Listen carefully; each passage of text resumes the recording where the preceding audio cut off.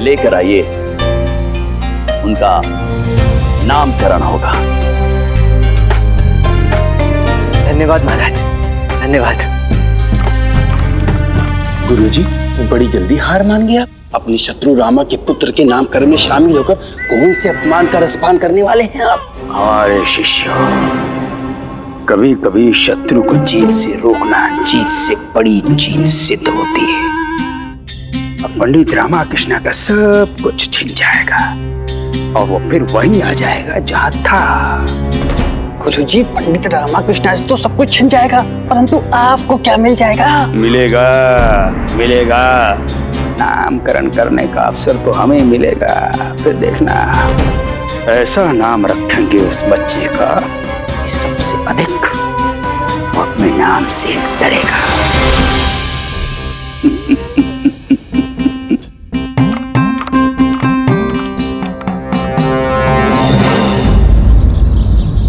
अम्मा शारदा, शीघ्र करो, हमें विजयनगर जाने की अनुमति मिल गई है। उठा दिया ना, कितनी मुश्किल से सुलाया था।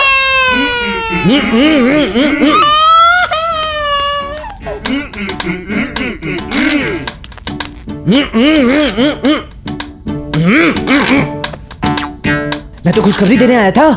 खुशखबरी? कैसी खुशखबरी? बच्चे को अभी तो जन्म दिया तूने। तो क्या फिर से? नहीं अम्मा, क्या अभी? ओहो, कौन सी बात कहां से कहां ले जाती हो तुम दोनों? एक बच्चा काफी है। महाराज ने सेना की भर्ती नहीं खोली हुई है कि बच्चे पे बच्चा पैदा करते रहो और सेना में भर्ती करते रहो। तो चिल्ला क्यों रहे हो? मैं तो ये कह रहा था कि अब हम पुनः घर वापस जा सकते हैं। नहीं। क्या नहीं? अरे हमें हमारा बसा बसाया घर बार वापस मिल रहा है, जहाँ हमारी यादें, हमारे सपने, हमारी आत्माएं बसती हैं। और तुम सब ऐसे बर्ताव कर रहे हो जैसे मैं तुम लोगों से कुछ छीन रहा हूँ। इतने सालों से दरबार में तू सलाहकार के पद पर सड़ रहा है और इतनी मुश्किल से हमें तरक्की मिली है तो तुझसे देखी नहीं जा रही। ये ऐशो आराम, ये हवेली और ये हीरे जवाहरात। हाँ रामा, इन सब को छोड़कर उन पुरानी, इन घिसी पिटी यादों और उन टूटे फूटे दुखों में मेरा भी जाने का कोई मन नहीं है। हाँ माँ। इस घर में जितने पर्दे नहीं हैं, उससे अधिक पर्दे तो तुम दोनों की आंखों पर पड़े हुए हैं। और वो हीरे जवाहरात सब नकली हैं, नकली। और ये गुंडप्पा जो झाड़ू लगा लगा कर धन इकट्ठा कर रहा था और अपने तले दबाकर सोता है, वो सब नकली है बेटा। वेलो, मैंने तो सोचा था सबको पिघलाकर इस दुनिया की सबसे बड़ी घंटी बनाऊंगा और उसमें अपना घर बता दूंगा। अरे तो इस रामा ने अपना घर और सपना दोनों तोड़ दिया। नकली सपने टूटने के लिए ही होते हैं, समझा? परंतु महाराज हमें नकली स्वर्ण क्यों देंगे? महाराज ने हमें नकली स्वर्ण नहीं भेजा। महाराज ने तो केवल खाने पीने की चीजें ही भेजी थी। शेष नकली वस्तुएं मैंने मंत्रीवर से कहकर मंगवाई थी, गुरुवर को जलाने के लिए।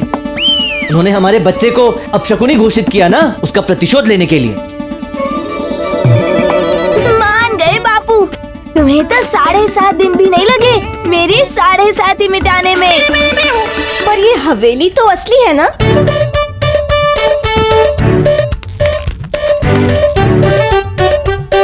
हम यहीं रहेंगे। क्या यहीं रहेंगे? अपना घर कैसा भी हो, छोटा या बड़ा, अपना ही होता है। और पराया मकान कैसा भी हो, अपना घर कभी नहीं बन सकता। वो सब मुझे नहीं पता रामा। मुझे बस इतना पता है कि बड़े लोग बड़े घरों में रहते हैं और मुझे अपने पुत्र को उसके पिता से भी बड़ा आदमी बनाना है, इसलिए मैं यहीं रहूंगी। बापू, क्या तुम शारदा को कभी समझा पाए हो जो आज समझा रहे हो? अरे क्या यहीं रहूंगी? आज नहीं तो कल हमें यहाँ से जाना ही होगा। यहाँ हमारी आदतें बिगड़ रही हैं। आदतें बिगड़ने का मतलब है स्वास्थ्य का बिगड़ना। सोचो, यदि स्वास्थ्य बिगड़ गया तो बच्चे को कैसे संभालेंगे? और बड़े घरों में लोगों के बीच दूरियां बड़ी हो जाती हैं। दूरियों का अर्थ है बिखराव, और छोटे घरों में तो दूरियों का कोई स्थान ही नहीं होता।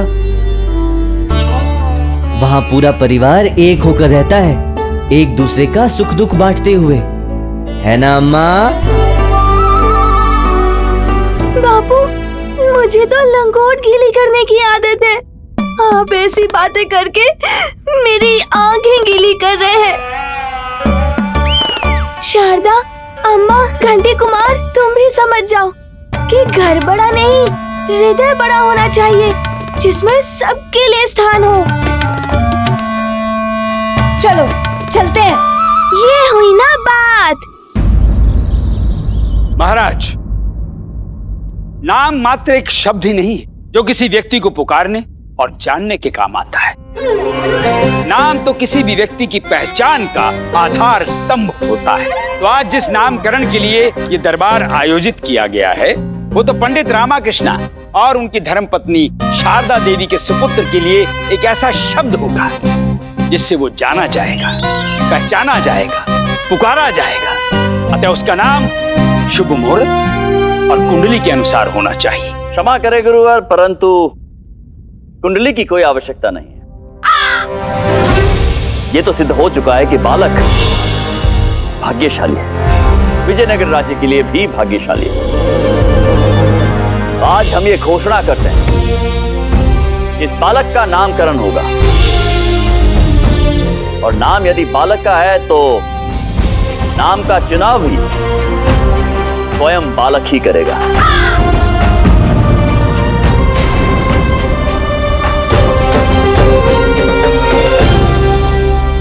अपने नाम को तो मैं ही चुनूंगा दरबार जनों। छोटा हुआ तो क्या हुआ, मुझे भी अधिकार है मेरा नाम चुनने का। महाराज, परंतु ये बालक तो अभी छोटा है, तो इस बात का निर्णय कैसे होगा कि बालक को कौन सा नाम पसंद है? सरल है मंत्रीवर, अत्यंत सरल है। ये बालक जिसकी भी ओर देखेगा वो व्यक्ति अपनी पसंद के नाम से इस बालक को संबोधित करेगा और बदले में यदि ये बालक मुस्कुराया तो ये समझ लिया जाए कि बालक ने उस नाम का चयन कर लिया। सत्यवचन महाराज। वाह, इस दरबार में यदि कोई होशियार है तो वो आप ही हो महाराज, मेरे जैसे। तो आरंभ करते हैं और सर्वप्रथम अवसर उन्हें मिलना चाहिए जो सबसे अधिक पूजनीय होते हैं। एक शिशु के लिए सबसे पूजनीय उसकी माता होती है।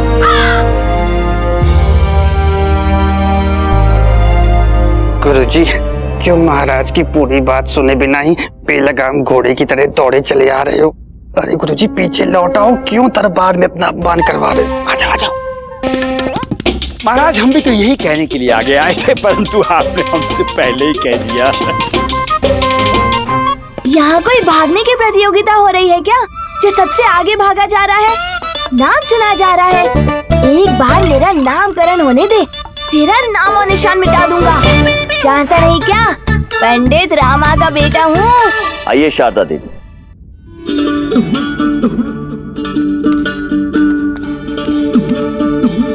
हमारे प्यारे गोपाला बाबू।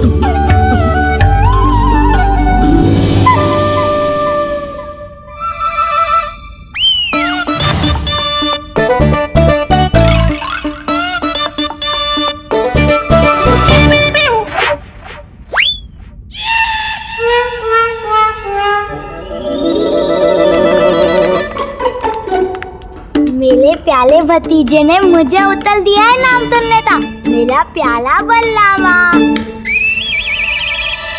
मेरी दया को अफसर का नाम मत दे, और तेरे लिए अच्छा यही होगा कि तू मुझे कोई नाम ही ना दे, समझा घंटी कुमार?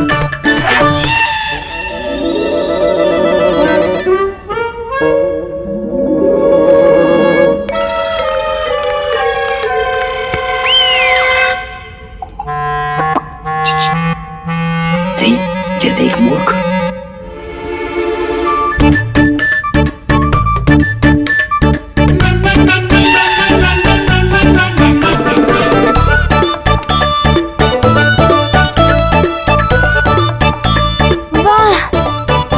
कहता है कि तुम इस राज्य की रानी हो। मेरे हृदय से पूछो, तुम तो सुंदरता की रानी हो। ये है हमारा चिन्ना बाबू। मुझे किसी नाम से पुकार रही हो या कानों में शहद घोल रही हो? हाय, मैं तो घायल हो जाऊंगा।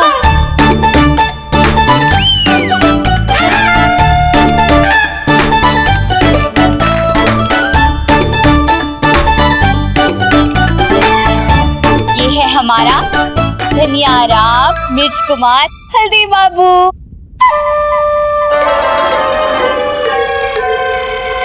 मैंने सोचा तुम तो मेरे लिए हृदय से सोचोगी, पर तुम तो मसाले के डिब्बे से बाहर ही नहीं आती हो।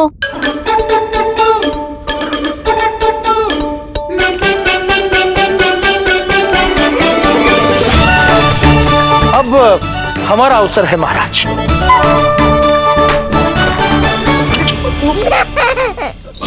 गुरुवर, गुरुवर, गुरुवर, गुरुवर, बालक ने हमें देखा है, आपको नहीं। अच्छा हाँ, आप कृपया अपना स्थान ग्रहण कीजिए। तो देखिए देखिए। हमारे प्रिय तू बेचारा स्वामी।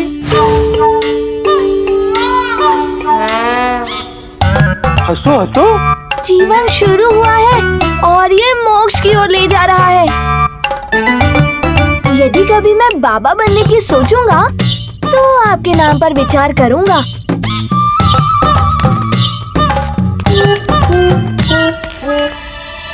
और कौन बचा है? कितना भी मेंढक की तरह फुदक ले, तुझे तो मैं अवसर नहीं दूंगा।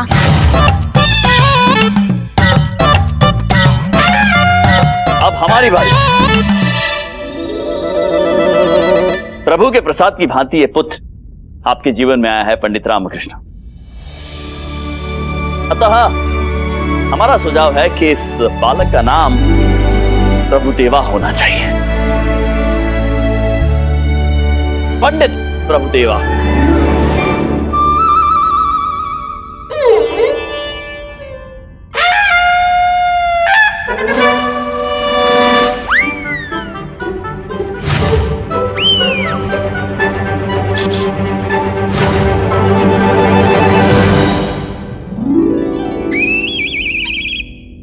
लगता है कि हमारे गुरुजी की बारी नहीं आने वाली आज।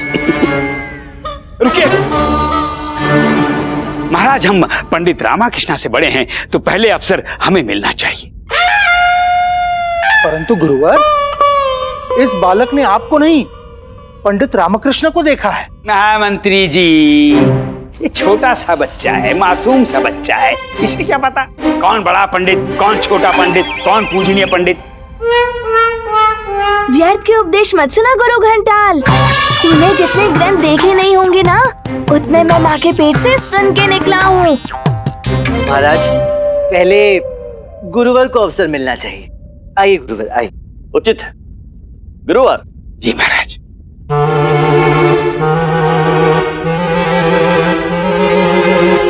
बापू, आप अपना अवसर किसी और को दे रहे हो। इसका अर्थ ये है कि आपने अभी तक मेरा कोई नाम सोचा ही नहीं। जानता हूँ आप आलसी हो, पर इतना भी क्या आलस बापू।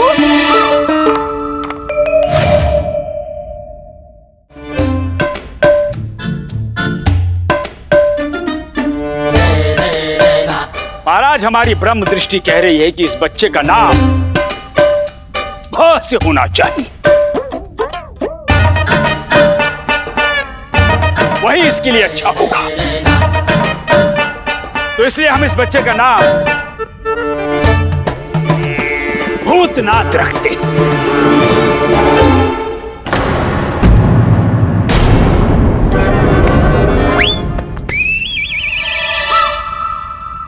बुड्ढे, तू तो मेरी आशाओं पे भी खरा नहीं उतरा।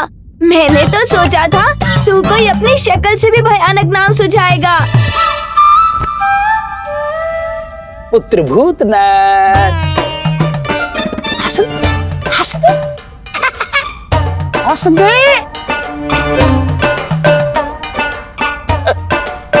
भूत की तरह में घूमता रहता है ना, इसीलिए हमने तेरा नाम भूतनाथ रखा है। ढोंगी बुड्ढे, तू भूतनाथ भूतनाथ करके बहुत कला फाड़ रहा है। तुझे तो ये भी नहीं पता होगा कि भूतनाथ स्वयं शिव जी का नाम है। अरे तू हंसेगा, हंसेगा तो फंसेगा। हंसना समझ में नहीं आ रहा है, तू पिछले जन्म में बंदर था या मेंढक। उछल मेंढक की तरह रहा है और मुंह बंदर की तरह बना रहा है। अब बस कर जा, इतना काफी है। यदि थक के मरमरा गया तो मेरा नाम मिलने से पहले ही तेरा नाम खराब हो जाएगा। हंस ले मेरे बाप।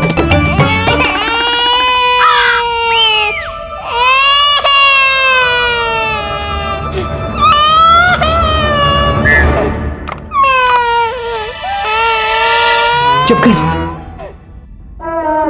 चुप हो गया।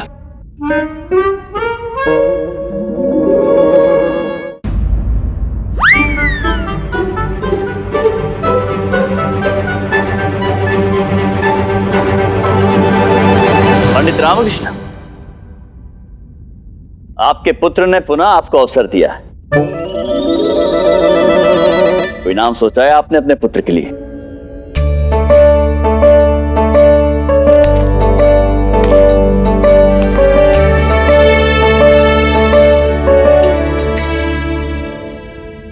इसके आने से मेरे जीवन में एक नया सूर्य उगा है महाराज। वो सूर्य जो स्वयं प्रकाश है, मेरे जीवन का उजाला है ये महाराज। मुझे तो ऐसा प्रतीत होता है जैसे मेरा ही पुनर्जन्म हुआ है। वो मेरे सूर्य जो प्रत्यक्ष देव है, वो सूर्य जिन्हें अर्घ दिए बिना किसी भी पंडित का दिन आरंभ नहीं होता। उन्हीं सूर्य देव के नाम पर गुरुवर की बात मानकर मैं इसका नाम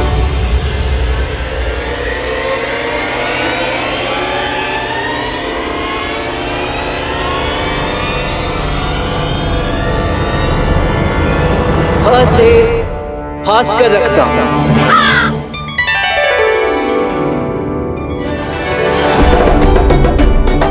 ये भास्कर एक दिन सूर्य की भांति पूरे संसार में आदित्य बनकर चमकेगा। अरे बापू, कुछ अधिक नहीं हो गया? तुमने तो मुझे अपेक्षाओं के आकाश का तारा बना दिया। वचन है मेरा, तुम्हारा पुत्र हूँ, तुमसे ज्यादा चमक के दिखाऊंगा। महाराज, बालक ने अपना नाम चुन लिया। वो मुस्कुरा रहा है।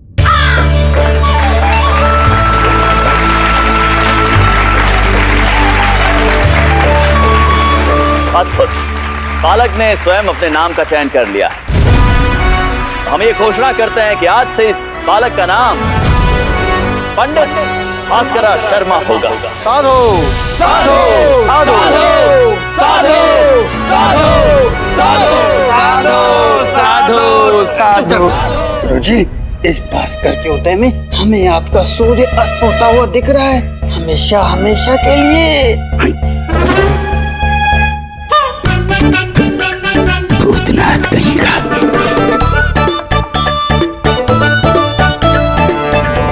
तुम्हारे बहाने हैं। इतनी रात को मैंने तुम दोनों की बहस सुनने के लिए नहीं जगाया है। मेरे पीछे देखो मैंने क्या किया है।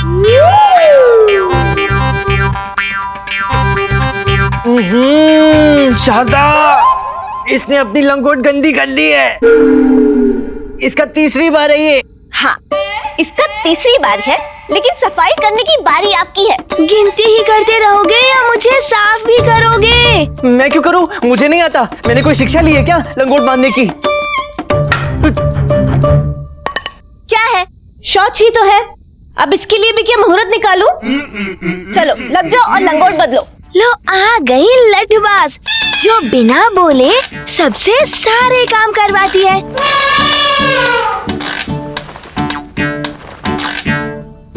पैर उठा। अपना पैर नहीं, बच्चे का पैर उठाओ। ओह,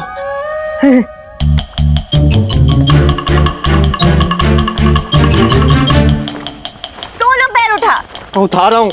अब लंगोट खोल, धीरे से, शांति से। अरे क्या धीरे धीरे संभल के, ये कितना हिलता डुलता रहता है। भास्कर, हिलो नहीं, धीरे धीरे। हाँ, अरे संभाल के।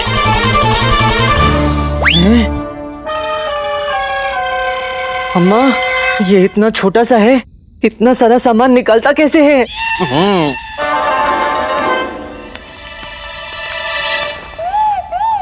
अरे कैसे बांध रहे हो? जिसको छुपाना है वो तो छुपा ही नहीं रहे। ये बापू मेरी इज्जत का बाजीपाला करने पर तुले हैं। ओहो, लंगोट बदलना भी नहीं आता तुझे? पता नहीं बाप किसने बना दिया। इसने इस शारदा महोदया ने। अम्मा, क्या लंगोट बदलना भी नहीं आता, ठीक से कर। तुम एक कार्य करो, अपनी लाठी मुझे दे दो और तुम ये लंगोट पकड़ो। तुम्हें जैसी बांधनी है वैसे बांधना, मैं तुम्हें रोकूंगा भी नहीं। बांध दो। आराम से, प्यार से।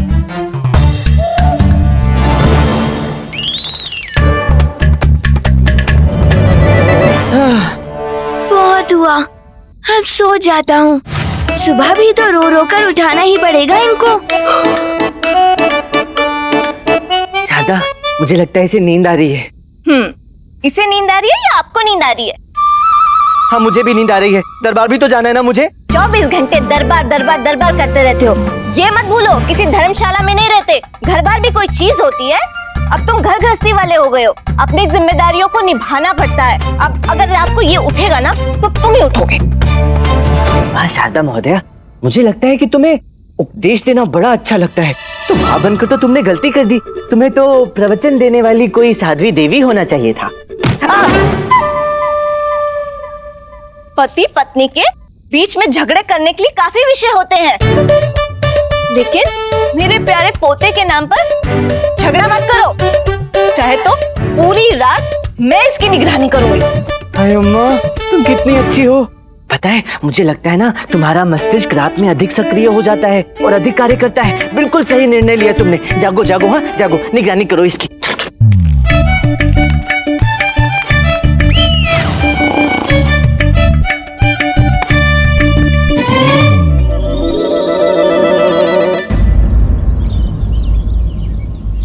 शारदा, मेरा भोजन पात्र कहाँ है? अरे आज दरबार पहुंचने में फिर से विलंब हो जाएगा। उठा लो, उधर रसोई में पात्र पड़ा है, उठा लो। हम यहाँ भास्कर की मालिश कर रहे हैं। भोजन पात्र तो मैं ढूंढ लूंगा, उसे भरेगा कौन? जब खाना ही नहीं बना तो हम उसमें भरेंगे क्या? जब मेरे बापूजी को सब कुछ मेरे जैसे हाथ में ही चाहिए, तो एक बार ना इनका भी लगा दो ना मेरे पास। खाना नहीं बना? अरे तो मैं लेकर क्या जाऊंगा? रामा, अपना मुंह बंद कर। यहाँ मेरे पोते की मालिश चल रही है। ये हम नहीं, अम्मा कह रही हैं। ओ अम्मेश्वरी, अपनी बहू से कुछ सीखो। वो उधर अपने पुत्र की मालिश कर रही है, तुम इधर रसोई में आओ और अपने पुत्र की सहायता करो। वैसे भी जो तुम करती नहीं हो वो जाप आज थोड़ा कम करो ना। इधर आओ और मेरा पात्र भरो। उसे जाने दे, तू इसे मुझे दे दे।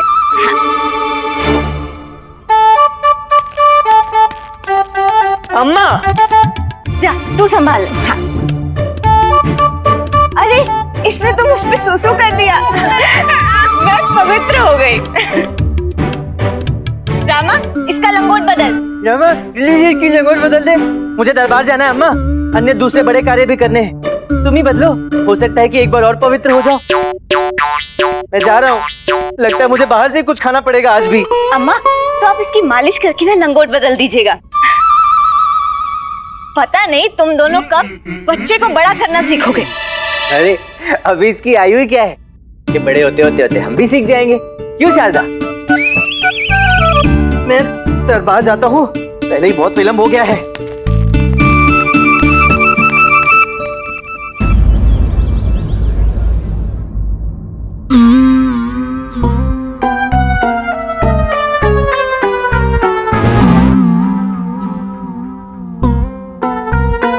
पंडित रामकृष्ण, महाराज, हम पिछले कुछ दिवसों से दक्खन के राजा के साथ संधि शर्तों पर मंत्रणा कर रहे हैं। आपने ना तो पक्ष में और ना ही विपक्ष में कोई सुझाव दिया है। हम देख रहे हैं कि आप शारीरिक रूप से तो हमारे समक्ष है, परंतु मानसिक रूप से कहीं और है। क्या बात है पंडित रामकृष्ण? आजकल थोड़े से थके हुए भी लग रहे हैं आप। नहीं महाराज, मैंने पूरी मंत्रणा ध्यानपूर्वक सुनी, किंतु मुझे सुझाव देने योग्य कुछ लगा नहीं, इसलिए मैं चुप रहा। पंडित रामकृष्ण, आप कहना क्या चाहते हैं कि महाराज यहाँ हम सबके साथ बैठकर जो विचार विमर्श कर रहे हैं उसकी कोई योग्यता नहीं, सब व्यर्थ है? नहीं गुरुवर, मेरे कहने का आशय ऐसा कदापि नहीं है। ये आशय नहीं है, वो आशय नहीं है। ये द्व्यर्थी शब्दों का प्रयोग मत कीजिए आप। दरबार में जो भी कहना है हमारी भांति साफ साफ कहिए। शारीरिक पीड़ा है, जाइए औषधि लीजिए और स्वस्थ होकर हमारे समक्ष बैठने योग्य बनिए। महाराज सूर्य राव और चंद्र राव अपनी समस्या के समाधान हेतु आपके समक्ष दरबार में उपस्थित होने की अनुमति चाहते हैं। सूर्य राव और चंद्र राव, पंडित रामकृष्ण, इन दोनों को तो हमने आपके पास भेजा था, फिर ये लोग यहाँ रात दरबार में कैसे? वो क्षमा करें महाराज, वो समय की अल्पता के कारण मैं इनसे मिल ही नहीं पाया, क्षमा करें। मूर्ख कहीं का। पंडित रामकृष्ण, आप अपना समय कहाँ बेच कर आते हैं और कहाँ से ये ढेर सारा आलस्य ले आते हैं?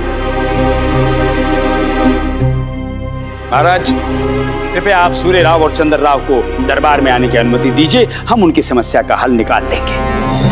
हमारे पास राज्य के लिए बहुत समय है। हाँ गुरुजी, जब से पंडित रामकृष्ण तेनाली गांव छोड़ के विजयनगर आया है, आप तो किसी काम के ही नहीं रहे, आपके पास समय ही समय है। उचित है। महामंत्री जी। महाराज, सूर्य राव और चंद्र राव को दरबार में उपस्थित किया जाए। प्रणाम महाराज। प्रणाम गुरुवर तथाचार्य। प्रणाम प्रणाम। महाराज, मैं और चंद्रराव दोनों पड़ोसी हैं। चंद्रराव के आंगन में एक कुआं है जो मेरी दीवार से सटकर स्थित है। कुछ समय पूर्व मैंने चंद्रराव से उसका कुआं खरीदा था ताकि उसके जल से मैं अपने खेतों की सिंचाई कर सकूं। चंद्रराव, हमारा इस विषय में क्या कहना है? सूर्य राव का कथन सत्य है। ये तो कोई समस्या नहीं हुई। शीघ्र समस्या बताइए, हमारे पास आपकी समस्या का हल है। अर्थात हम आपकी समस्या हल कर देंगे। गुरुवर, समस्या ये है कि उस कुएं के बदले में जो राशि तय हुई थी वो मैंने चंद्रराव को दे दी, किंतु कुएं का जल चंद्रराव मुझे उपयोग करने नहीं दे रहा, अभी तो उस जल का स्वयं इस्तेमाल कर रहा है। गुरुवर, आप तो ज्ञानी हैं, महाज्ञानी हैं। आप तो न्यायदाता है। सो तो है, परंतु आप ये झटके क्यों ले रहे हैं? आदत है प्रभु, गंदी आदत। गुरुवर, अब आप ही न्याय करिए। मैंने एक सहमति पत्र बनवाकर सूर्य राव से कुएं की एक निश्चित राशि ली और कुएं का स्वामित्व सूर्य राव को दे दिया, परंतु कुएं के भीतर का पानी मेरा है, सूर्य राव का नहीं, क्योंकि महाराज मैंने सूर्य राव को कुआं बेचा है, कुएं के अंदर का पानी नहीं बेचा। उदाहरण के तौर पर गुरुवर, मेरे पास एक सुंदर टोकरी है, उसमें 2 सेब हैं और आपने मुझसे टोकरी खरीदी, तो आपको क्या मिला? टोकरी मिली और क्या मिला? और उस टोकरी में जो 2 सेब रखे थे जो पहले से ही मेरे थे, जिसे आपने नहीं खरीदा, वो किसे मिलेंगे? आपके हमारे कहाँ हैं? तो मैं भी तो यही कह रहा हूं प्रभु। गुरुवर, इस सहमति पत्र को देखिए। ये लीजिए गुरुजी। गुरुवर, इसमें कहीं अंकित है कि मैंने पानी सूर्य राव को बेचा या कुएं का पानी सूर्य राव का है? नहीं। तो इसमें क्या लिखा है गुरुवर? कुआं सूर्य राव का है। बिल्कुल गुरुवर, मैं भी तो वही कह रहा हूँ कि मैंने सूर्य राव को सिर्फ कुआं बेचा है, उसके भीतर का पानी नहीं बेचा महाराज। महाराज, इससे साबित होता है कि चंद्र राव ने सूर्य राव को कुआं बेचा, कुएं का पानी नहीं। सूर्य राव, अब दुखी होने से कोई लाभ नहीं है। आपको कुआं नहीं, कुएं का पानी खरीदना चाहिए था। संभवतः कुआं आपको मुफ्त में मिल जाता है। अब मूर्खता का कोई पर्याय नहीं होता है। भुगतो भुगतो भुगतो। महाराज, इस सहमति पत्र को आधारभूत साक्षी मानकर हम ये निर्णय लेते हैं कि कुआं जो है वो सूर्य राव का है, परंतु कुएं का पानी सूर्य राव का नहीं। महाराज, महाराज ये अन्याय है महाराज, विश्वासघात हुआ है हमारे साथ। महाराज कुआं तो जल के लिए ही खरीदते हैं ना, कोई ऐसे कुआं क्यों खरीदेगा? महाराज मेरे पास जो भी धन था वो सब कुआं के लिए मैंने दे दिया, किंतु चंद्र मुझे जल नहीं दे रहा। मेरी फसल सूख रही है महाराज, यदि यहां आकर भी मुझे न्याय नहीं मिलेगा तो फिर महाराज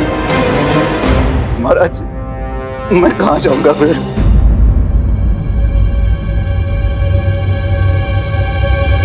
महाराज बात तो सही है,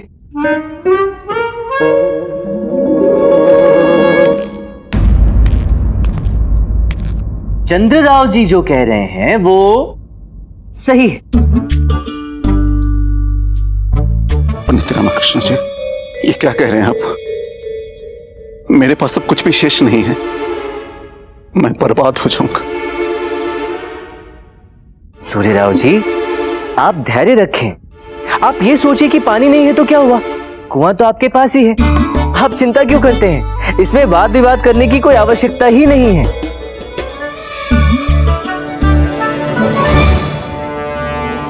सूर्यराव जी कुएं में पानी कितना भी हो, कम या अधिक, कुआं तो आपका ही है। क्यों चंद्रराव जी? जी पंडित रामकृष्ण जी, बिल्कुल सत्य है, उचित है। गुरुवर आपका निर्णय सही है, किंतु एक बात है जो मुझे खटक रही है। खटकेगी क्यों नहीं खटकेगी, सत्य चुभता है, खटकता है, और हमारी तो हर बात आपको खटकती है पंडित रामकृष्ण। नहीं ऐसी बात नहीं है गुरुवर। ऐसा ही है, अब जो भी खटका हो उसे अपने हृदय का द्वार खोलकर जबान पर आने दो, खटकने मत दो। ये क्या खटका रहे हैं आप दोनों? अर्थात स्पष्ट बात कर सकते हैं? महाराज हमने तो बस न्याय का दरवाजा खटका कर न्याय किया है। फिर खटकाया? गुरुवर बिना खटकाए बात कीजिए, जो कहना है कहिए। जी महाराज, हम बिना खटका कर मतलब हमने न्याय किया है महाराज, दूध का दूध किया है, पानी का पानी किया है। पानी गुरुवर, पानी की तो बात है सारी, किंतु आप गुस्से में पानी ना हो जाए। आप एक कार्य करें, आप ऐसा सोचिए कि आप पूर्ण रूप से दरिद्र हो गए और आपको अपना घर तक बेचना पड़ रहा है। हम अपना घर क्यों बेचे? गुरुवर सोचने में तो ऐसा कर ही सकते हैं ना, क्योंकि आप दरिद्र हो गए हैं। पंडित रामकृष्ण हम दरिद्र भी क्यों हो जाएं? माने हमारे गुरुजी तो केवल मस्तिष्क से ही दरिद्र हैं। बुढ़े ने बहुत माल दबा रखा है अंदर। गुरुवर केवल ऐसा सोचिए कि ऐसा हुआ है। वाह, सोचे भी तो क्या कि हम बर्बाद हो गए। गुरुवर आपसे केवल सोचने के लिए कहा गया है, आप केवल सोच तो सकते हैं ना? ठीक है महाराज, यदि आप कहते हैं तो हम सोच लेते हैं। सोचिए फिर। बहुत अच्छे, अब जब आप सोच ही रहे हैं तो साथ में ये भी सोच लीजिए कि गुरु माता भी आपको त्याग के चली गई हैं। ठीक है, हम प्रयास करते हैं। बहुत अच्छे, क्या सोचेंगे? हम थोड़े कंगाल हो गए। हाँ थोड़े दरिद्र भी हो गए। हाँ और हमें अपना घर छोड़ना पड़ रहा है। हाँ और हाँ, वरुणमाला भी हमें छोड़कर चली गई है। बहुत बढ़िया, और वो जो आपका घर है वो मैंने ले लिया है।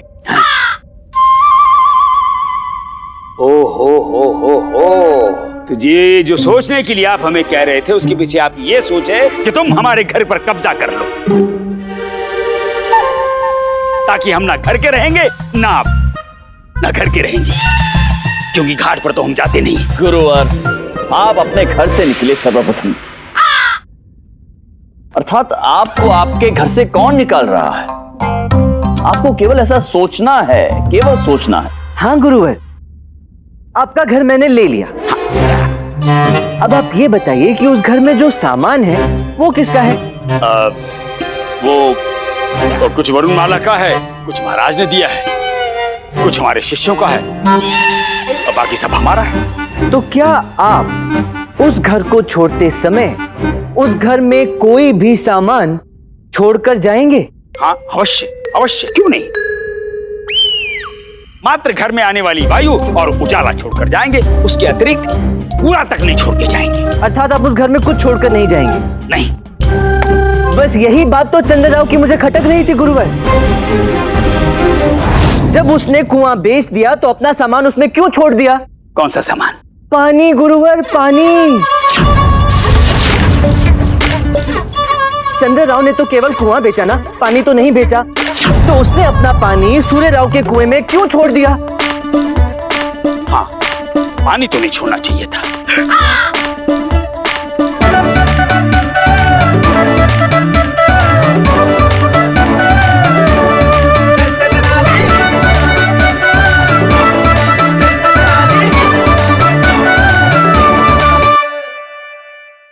चाहे 1000 पर्याप्त होगा। तूने देखा मनी, आज चंद्रराव ने भी पंडित रामाकृष्ण से हार का स्वाद चख ही लिया। हमारे गुरुजी ने तो पंडित रामा का स्वाद चख चख कर अपना पेट ही भर लिया है। महाराज, महाराज मुझे क्षमा कर दीजिए महाराज, मैं लुट जाऊंगा महाराज। आज के बाद मैं ऐसा छल कभी किसी के साथ भी करने की नहीं सोचूंगा महाराज, मुझे क्षमा कर दीजिए। अद्भुत पंडित रामकृष्ण, इसे कहते हैं न्याय। जो दूसरों के लिए कुआं खोदेगा वो स्वयं एक दिन उस कुएं में गिर जाएगा। पंडित रामकृष्ण, चंद्रराव को दंड देने का कार्य भी आप ही कीजिए। जो आ गया महाराज। चंद्रराव जी, जी, आपने जो सूर्यराव जी से मूल्य लिया है वो इन्हें लौटा दें। कुआं तो सूर्यराव जी का ही है, आप प्रयोग कर सकते हैं, किंतु आपको सूर्यराव जी को खेत की सिंचाई के लिए सहायता करनी होगी, तभी आप उस कुएं के पानी का उपयोग कर सकते हैं। और यही होगा सूर्यराव जी के लिए न्याय। पंडित रामाकृष्ण जी, आपने न केवल मेरी फसल को बर्बाद होने से बचा लिया, अभी तो मेरे परिवार को भी भूखे मरने से बचा लिया।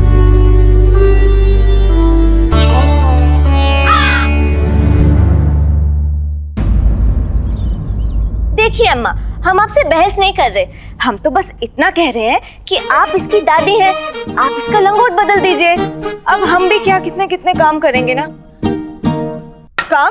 कि तुझे काम लगता है? अरे ये तो सौभाग्य है, ईश्वर का वरदान है कि तुझे ऐसा अवसर मिला है। खुशी खुशी कर, ये तेरा ही पुत्र है, इसे तूने ही पैदा किया है ना अम्मा? कितना सुंदर है ना ये, और जितना ही सुंदर है ना उससे कहीं अधिक नटखट भी है।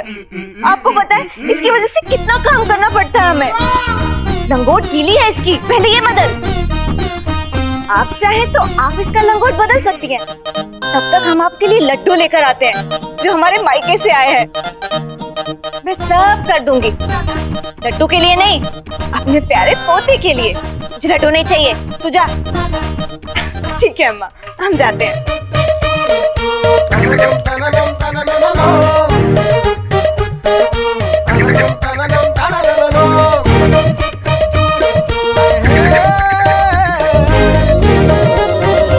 अब इन्हें क्या हो गया? क्या ये स्वयं से भी मौनव्रत अंदाज में ही बातें करती है? कहीं ये मुझे तो कुछ समझाना नहीं चाहती। ठीक से बताओ अम्मा। देखो, मेरी समझ में कुछ भी नहीं आ रहा। ऐसे हाथ पैर मार रही हो, तुम्हारे इशारे मुझे तो क्या मेरे बापू को भी समझ में नहीं आते।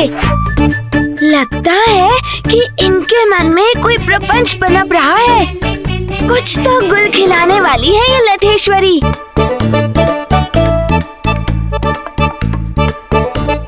ऐसे मुस्कुराकर गई जैसे ब्रह्मांड का ज्ञान दे दिया हो। एक भी इशारा पल्ले नहीं पड़ा। पर ये करने क्या वाली है?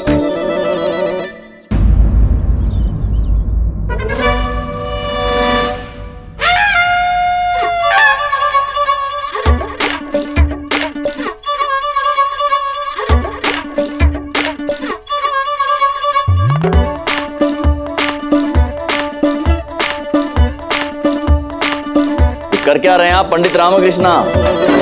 आप कुछ विचलित प्रतीत हो रहे हैं, बात क्या है? क्या कर रहे हैं पंडित रामाकृष्ण आप? ये कैसी हरकतें कर रहे हैं आप? आपको लंगोट बांधनी आती है गुरुवर? ये कैसा बेहुदा प्रश्न है पंडित रामाकृष्ण? आपको क्या लगता है कि हम लंगोट नहीं पहनते हैं? अरे नहीं गुरुवर, मेरे कहने का अर्थ वो नहीं था, किंतु कुछ भी कर लूं, भास्कर की लंगोट बांधनी नहीं आ रही मुझे। अच्छा, तो आप छोटे रामा जी को लेकर थोड़े से विचलित हैं? हाँ महाराज, भास्कर के कारण सारी रात सो भी नहीं पाता हूँ। अभी भी घर पहुंचकर उसे ही संभालना है, और ये लंगोट वो तो बंध ही नहीं रही। उचित है पंडित रामकृष्ण, यदि ऐसा है तो आप अभी अपने घर जा सकते हैं। हाँ मंत्री जी। महाराज, पंडित रामकृष्ण के जो भी कार्य हैं वो सभी गुरुवर को दे दीजिए, वो निपटा देंगे। अवश्य महाराज, जो आज्ञा। धन्यवाद महाराज, बहुत बहुत धन्यवाद। यदि हम यही उलझे रहे तो सौदामिनी के द्वारे कौन जाएगा?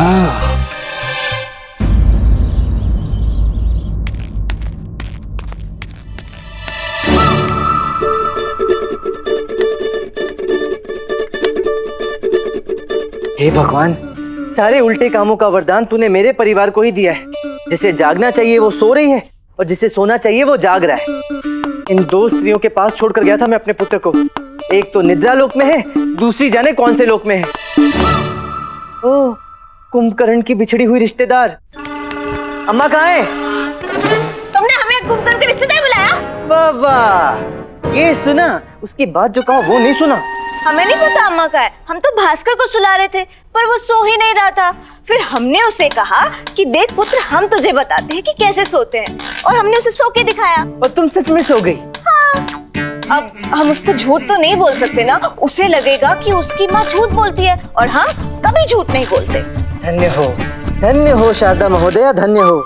ओ भास्कर की अम्मा, ये बताओ मेरी अम्मा कहाँ है? हम जब सो रहे थे तो यही कहीं थी। गुंडप्पा भी यही था, शायद बाहर आंगन में होंगी। शारदा महोदया, मैं अपने ही घर में चोर दरवाजे से प्रवेश नहीं करता हूँ, आंगन से ही आया हूँ। ना तो अम्मा है ना ही गुंडप्पा। रुको, रसोई घर में देखता हूँ। अम्मा, ओ अम्मेश्वरी, अम्मा,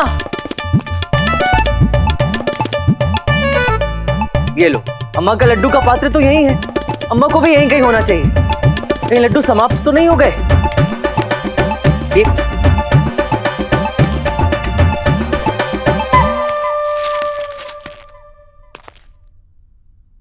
मैं तेनाली जा रही हूँ। तेनाली के लड्डू खाए बहुत दिन हो गए। इससे पहले मैं उन लड्डुओं का स्वाद भूल जाऊं, कब लौटूंगी पता नहीं। तुम दोनों आराम से रहना और भास्कर का ख्याल रखना। अरे अभी तो भास्कर इतना छोटा है, मुझे और शारदा दोनों को अम्मा की आवश्यकता पड़ेगी। ऐसी स्थिति में अम्मा घर छोड़कर तेनाली कैसे जा सकती है? शारदा, शारदा, अम्मा गई क्या? हाँ, तेनाली गांव लड्डू खाने, और ये पत्र छोड़कर गई है कि तुम दोनों भास्कर का ध्यान रखना। ऐसे समय में अम्मा कैसे जा सकती है? जब भी कोई आवश्यक काम होता है गुल हो जाती है।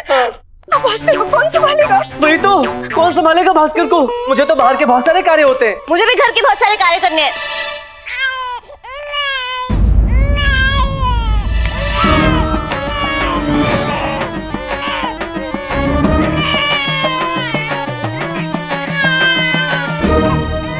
अब एक छोटे से बच्चे के आगे जोर जोर से चिल्लाओगे कि उसकी दादी गांव चली गई है और उसे लेके भी नहीं गई, तो रोएगा ही ना।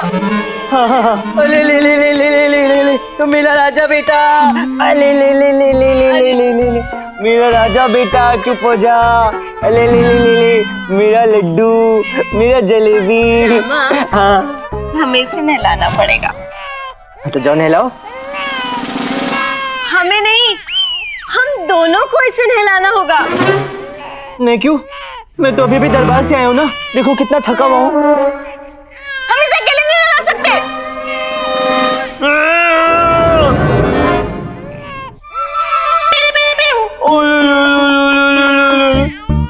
ले ले ले ले, आजा आजा आजा।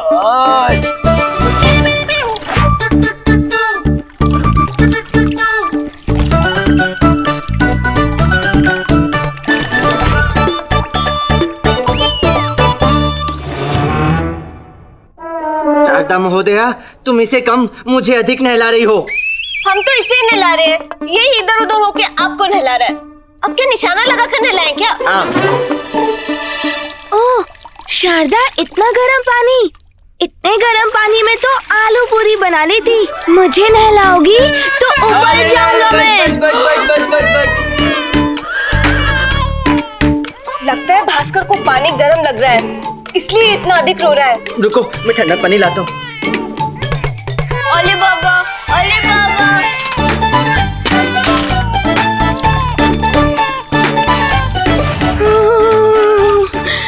इतना ठंडा पानी, सिकुड़ के जम जाऊंगा।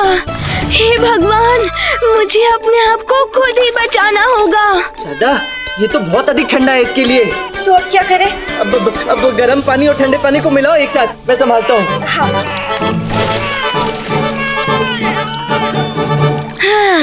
अब ठीक है।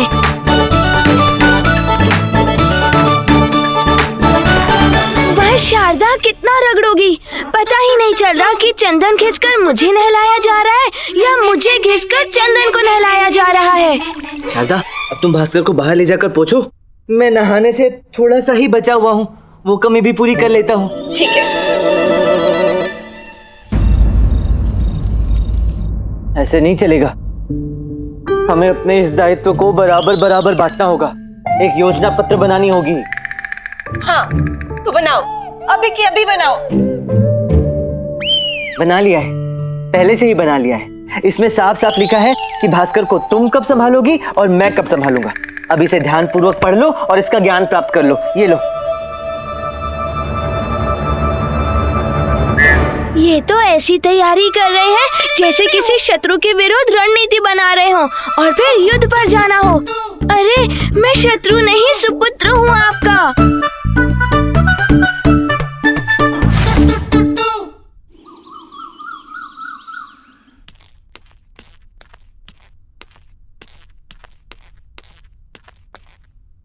आपको पता है, हमारी जो सहेली है वरलक्ष्मी, उसके घर भगवान ने लक्ष्मी भेजी है।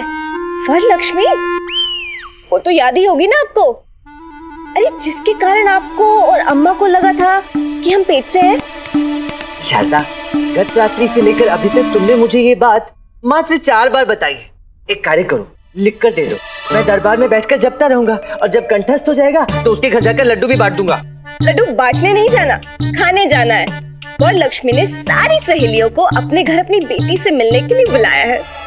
किंतु मैं तो उसकी सहेली हुई नहीं। आपको बुलाया भी नहीं है, आपको जाना नहीं है, मुझे बुलाया है, तो इसलिए आज आप मत जाओ। वही तो, जब मुझे बुलाया ही नहीं है तो मैं जाऊंगा क्यों? मैं तो दरबार जा रहा हूँ, मुझे वहाँ पहुँचने में पहले से देर हो गई है। वही तो हम कह रहे हैं कि आज आप दरबार मत जाइए। क्यों ना जाऊँ? अरे अगर आप दरबार चले जाएंगे तो ये छोटा सा भास्कर ये कहाँ जाएगा? शारदा, बच्चे तो माँ की परछाई होते हैं, जहाँ माँ वहाँ बच्चा। अरे हम कितने माह बाद वरलक्ष्मी से मिल रहे हैं, हमें कितनी सारी बातें करनी होंगी ना उससे। ओ शारदा महोदया, कल जो योजना पत्र हमने बनाया था ना, उसके अनुसार इसे संभालने की बारी आज तुम्हारी है। लो संभालो। बारी की चिंता आपको करने की जरूरत नहीं है।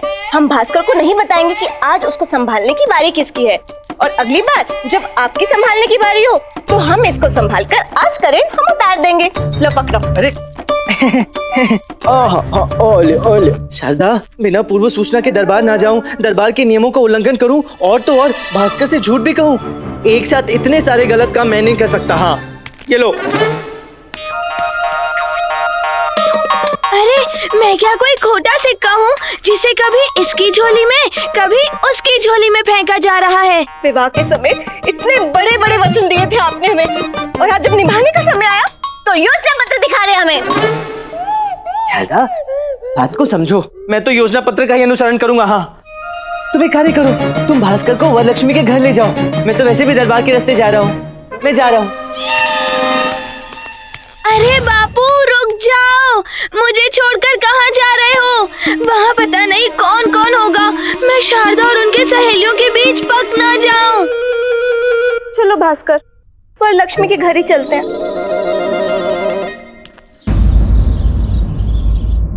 बहन, वैसे तो मैं भी 2 बच्चों की माँ हूँ, लेकिन एक बात ना मुझे कभी भी समझ में नहीं आती। ये जो बच्चे होते हैं ना, ये सच में सुंदर होते हैं या बस दिखते सुंदर हैं? हाँ भाई, ये बच्चा तो है ही सुंदर, क्योंकि पंडित रामाकृष्णा पे गया है ना। मेरी आँख कान नाक का ऐसे निरीक्षण कर रही है जैसे पहली बार किसी बच्चे को देखा हो। शारदा, लगता है पंडित रामा जो भी देते हैं बहुत सुंदर देते हैं। फिर चाहे वो तुम्हारा पुत्र हो या फिर कानों में लटकने वाले सोने के झुमके। ये झुमके तो बहुत ऊपर की वस्तु है, उन्हें तो पाँव की पायल की भी कोई समझ नहीं है। ये सारे गहने हमारे मायके से आते हैं। शारदा, मैं इन पतियों को बहुत अच्छे से जानती हूँ।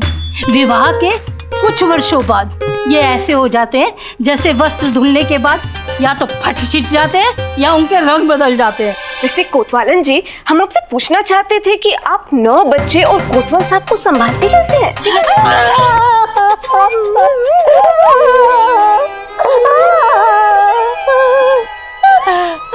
संभालिए संभालिए अपना। तुमने ये प्रश्न किया और हमारी आंखों में कितने मोटे मोटे आंसू आ गए। सारे बच्चे हम अपने ही दम पे संभालते हैं, ये तो घर आते ही ढेर हो जाते हैं। ये यहाँ इस वरलक्ष्मी की पुत्री के लिए आई है या पतियों के विरोध आंदोलन करने के लिए? परंतु इससे हमारे राज्य को क्या लाभ होगा? महाराज, ये सुझाव तो हमें भी समझ में नहीं आया। महाराज, ये सुझाव आपके नियुक्त अर्थशास्त्री ने ही दिया है। रामा, ये क्या कर रहा है? दरबार में सोना उसका अपमान होता है। यदि तुमने अपनी आंखें बंद की तो कारागार में ही खुलेगी, समझे? बंधु, मैं आंखें बंद नहीं कर रहा, ये स्वयं बंद हो रही हैं। तो देख, अब मेरी आंख बिल्कुल खुली है। दरबार में कोई सो सकता है क्या? महाराज, किसी भी कार्य को करने के लिए समर्पण और कौशल के बाद सबसे पहले और सबसे अधिक जिस वस्तु की आवश्यकता होती है वो होता है धन।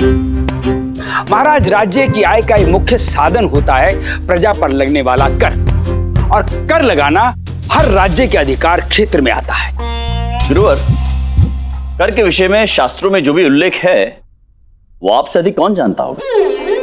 वो तो है महाराज। जी, तो मार्गदर्शन कीजिए, बताइए शास्त्रों में क्या उल्लेख है कर के विषय में? क्यों नहीं महाराज, अवश्य करेंगे।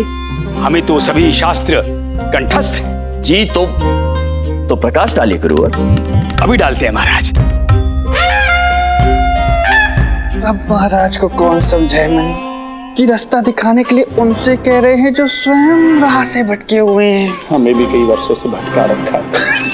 महाराज, शास्त्रों में तो किसी भी विषय में विस्तार से कहा गया है, परंतु यहाँ हम जो बात कर रहे हैं वो कर की बात कर रहे हैं। महाराज, कर धन होता है, धन कर होता है। प्रजा कर देती है, राज्य कर लेता है, और वही कर राज्य प्रजा पर खर्च कर देता है।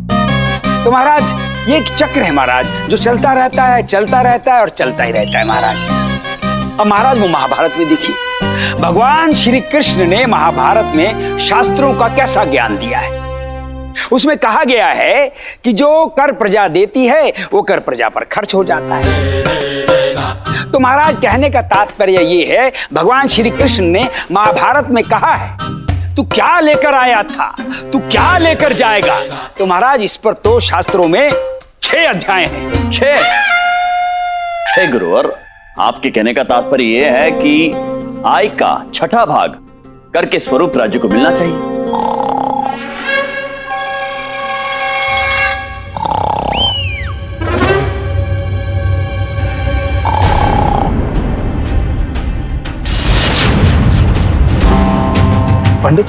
पंडित रामाकृष्ण,